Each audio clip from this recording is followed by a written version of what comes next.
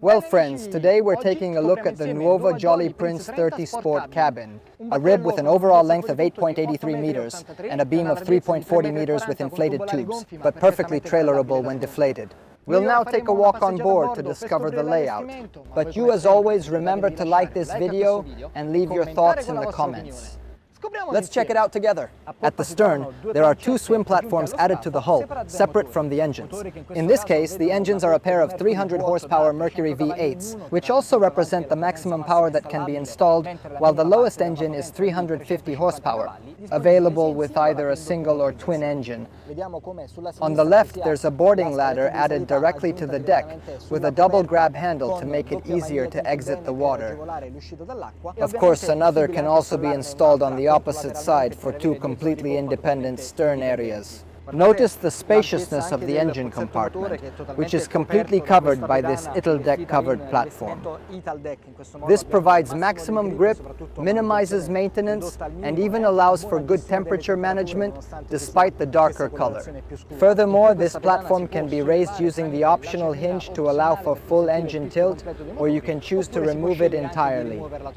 Here we see the provision for a 220-volt shore power outlet, while aft to starboard is the wastewater drain plug. The fiberglass coamings house the mooring cleats, while a little further forward to port, on the fiberglass coaming, there is the aft rinse shower with a mixer tap. So, stepping aboard, we see that access is preferential on the port side, thanks to this opening created by the backrest of the aft sofa. The aft sofa is truly generous for its category, occupying the entire interior width of the boat. Furthermore, the backrest can be adjusted to 3 positions. You can have it upright, as we see it in the standard configuration, or tilt it 45 degrees to form a chaise longue. You can also fold it 90 degrees aft, adding a central cushion to fill the space between the seat and the backrest for a larger relaxation area in the rear. Furthermore, you can create a single large optional sun deck by raising the electric central table and placing it at the height of the cushions. And with the addition of an additional cushion, you have a real rear platform where you can relax comfortably, well protected by the well-padded fiberglass coamings. Above all, this setup features a fiberglass roll bar. The roll bar is optional because there are several configurations for the aft awning, including the option of installing a T-top with a rear awning. This way, each owner can configure the boat as they prefer. This layout includes a canopy with stainless steel extensions and, of course, the onboard Hertz system that ensures sound throughout the boat.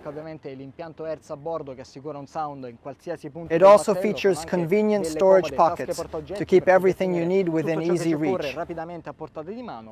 In addition to the dedicated storage space, the lockers feature 2 side compartments for practically anything, including the battery switch in the starboard locker.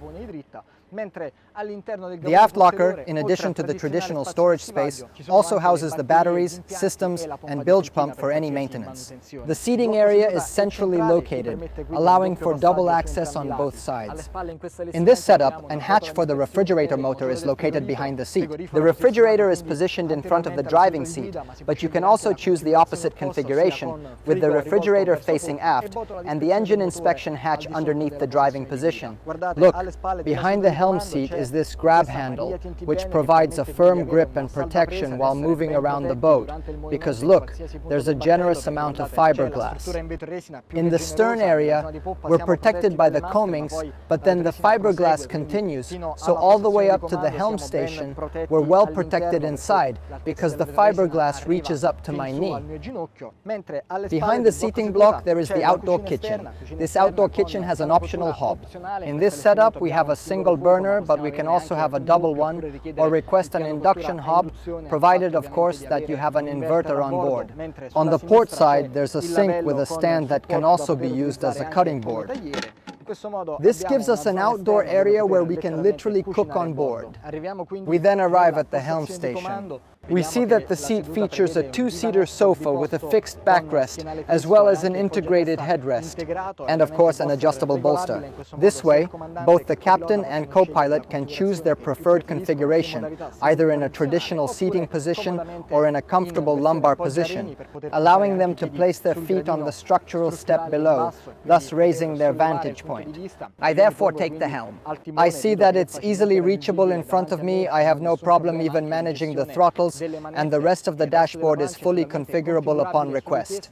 In this setup, we find a dual display, one SIMRAD and the other supplied by Mercury, mirrored, to provide all the information not only about the engines, but also regarding the charts and depth sounder. Here we find the anchor winch, the HMR20 supplied by Hertz to also control all the speaker zones on board, including the subwoofer installed here below the helm station. And here too, we have the wireless charger, very convenient for locking up your smartphone, and always having it under quick control during navigation, even at a faster pace. The VHF and on/off switches are arranged on a single level to quickly keep everything under control and thus be able to steer the boat without any problems. There's also a wireless controller for the anchor windlass. This way we can carry out all the anchoring operations independently, and a single person can therefore manage all the maneuvers. The compass is clearly visible up high, and look at the width of the windshield. I'm in backrest mode, but look at this. It extends well over my face, so I'm well protected from the headwind. At the same time, it's well angled so as not to excessively sacrifice aerodynamics during fast navigation. At the top of the helm station, there's this super comfortable EVA foam mat. Look, it's non-slip. This way, we can stow all our items and be sure they won't fall out because they're well protected under the windshield, while the non-slip surface helps keep them stable. There's an additional compartment down below, very handy for storing all the safety equipment, or we can insulate it and by adding ice, create a proper cockpit icebox. We move toward the bow. Notice the layout includes a step for direct access to the side deck. There's an additional grab handle here, while here to the sides of the coamings are the filler caps. To starboard is the water filler cap, while to port is the fuel filler cap. We then reach the side deck, where we immediately notice the mooring cleat, positioned here to facilitate all maneuvering operations. Notice the walkable surface, which therefore allows for very comfortable movement, even though the deck is essentially level with the tubes, except for this fiberglass reinforcement for added protection. I can also use the grab handle that runs along the entire side of the quarterdeck to easily reach the bow.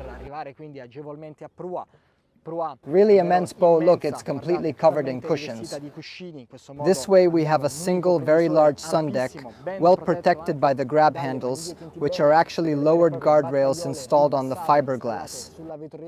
This way, even less experienced sailors can relax comfortably in the forward area. Of course, there are two cup holders on each side to expand the comfort zone.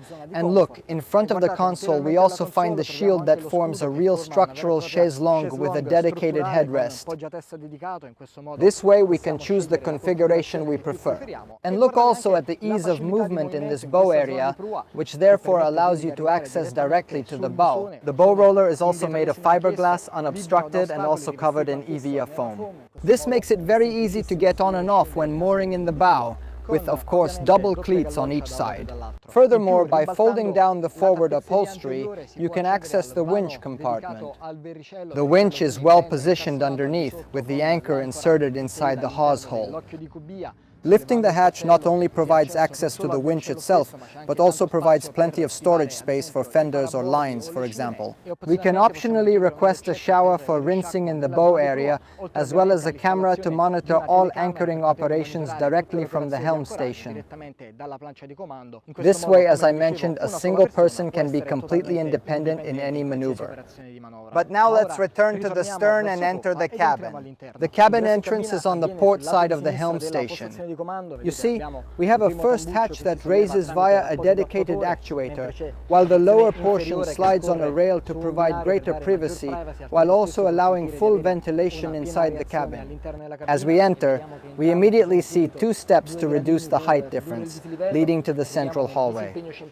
On the port side, there's a convenient countertop with a hatch that hides the standard sink, while above it is a small shelf with two more hatches for storage and an additional drawer located below. There's also a porthole along the bulwark for air circulation, but at the same time we have plenty of natural light thanks to the double skylight. We find the first on the port side and the second on the starboard side, which we can see above, but we'll see it in a moment when we enter the bathroom, while the forward portion is completely lined with cushions. There's this bulkhead that serves precisely to isolate the spaces, and as you can see, there's a single double bed that occupies the entire interior width of the boat, and we also have two windows that offer a truly impressive sea view. And of course, a mirror positioned there at the end to give greater depth to the space. Furthermore, the central portion of the double bed can be removed to facilitate movement within the cabin and thus improve livability. This comfort is also enhanced within the bathroom, which in this layout features a folding door along the starboard bulwark.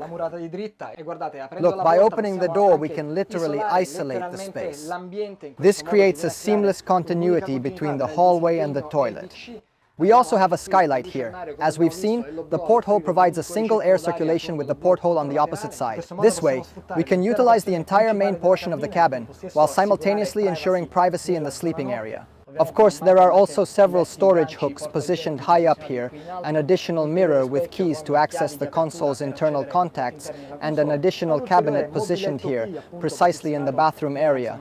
There are also indicators for the freshwater tank and wastewater tank, as well as, of course, the shower with its mixer tap and a storage shelf below. Alternatively, the shipyard also offers the option of removing the bathroom bulkhead, thus not having a separate cabin but an open-plan bathroom to facilitate interior livability. I'm showing you the height because, look, I can stand completely upright in this main section, so we can comfortably use this hallway and the bathroom. We could also close off the main cabin using the hatch, which is much darker, thus blocking out the view. By opening the main section, we can also press this switch to directly open the cabin onto the upper walkway.